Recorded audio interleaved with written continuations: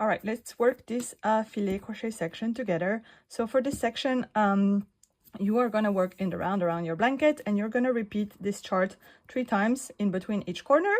You have the full written instructions in the pattern, but I like to work off of the chart. It's much easier than having to count every stitch.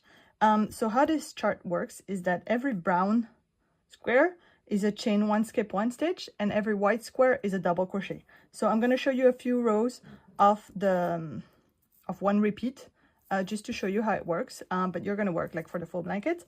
So we're going to start with 26 stitches. So I'm going to make a chain of 26 plus 2 because it's a basis of double crochet. So then on row 1, you're going to start, if you are right-handed, you're going to start here in the bottom right corner. If you're left-handed, you start a chart in the bottom left corner. It doesn't matter that much because it's like symmetrical mostly. There's just like one column of double crochet that's going to be in between. The written instructions are for right-handed.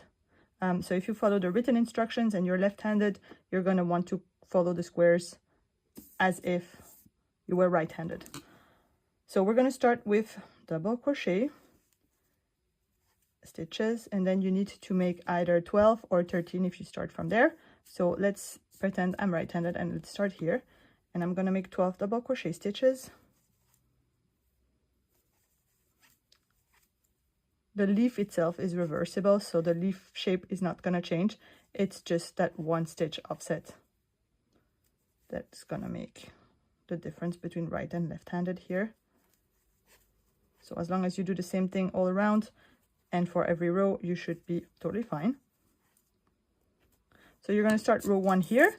You're going to work the stitches in this direction, so 12 double crochet, 1 chain 1 skip 1, 13 double crochet. Then we're going to turn our work, and we're going to work in this around 2 from right to left and keep working that way, and just read the stitches. So we have 12 double crochets,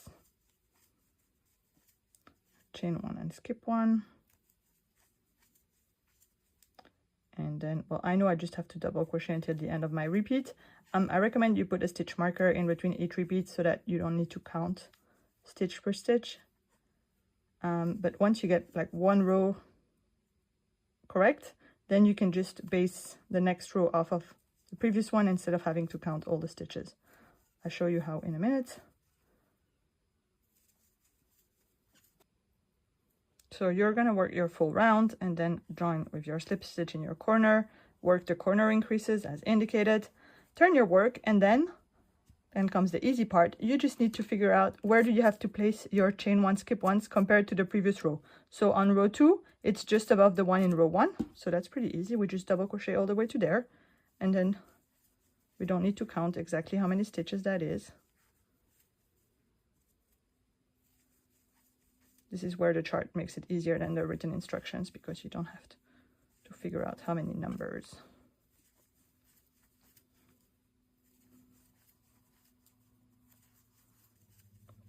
Okay, so I got to the previous eyelet, so I'm going to chain 1 and skip that eyelet and make my double crochet on top of the previous one, just like here. The brown squares on top of each other, and we double crochet to the rest of the end of the repeat.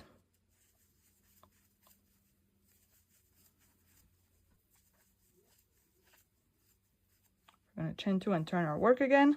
Now we are at round 3, so we are starting here, and we are going to work those squares. So I like to just count compared to the previous row. I'm going to start 1, 2, 3, 4 to the right of that. I need to chain 1 and skip 1.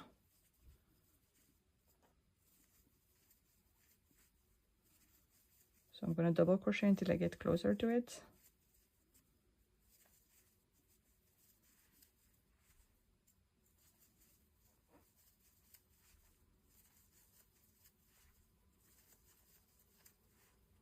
So 1, 2, 3, 4. This one, I need to chain 1, skip 1 on top of this one.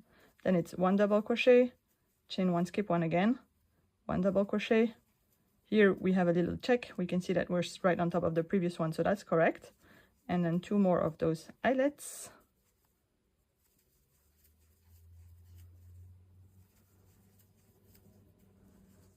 And then we double crochet all the way to the end of the row, or the repeat. And that's all there is to this magic square. So you just work row by row. Row 4, you're going to start here. You're going to work up until 2 stitches before the previous eyelet. Make an eyelet there, chain 1, skip 1, and then have one on top of the previous ones, like the center line, and then 2 stitches after the last one on the row below. And you just keep going that way, reading the whole chart. And that's all you have for this section.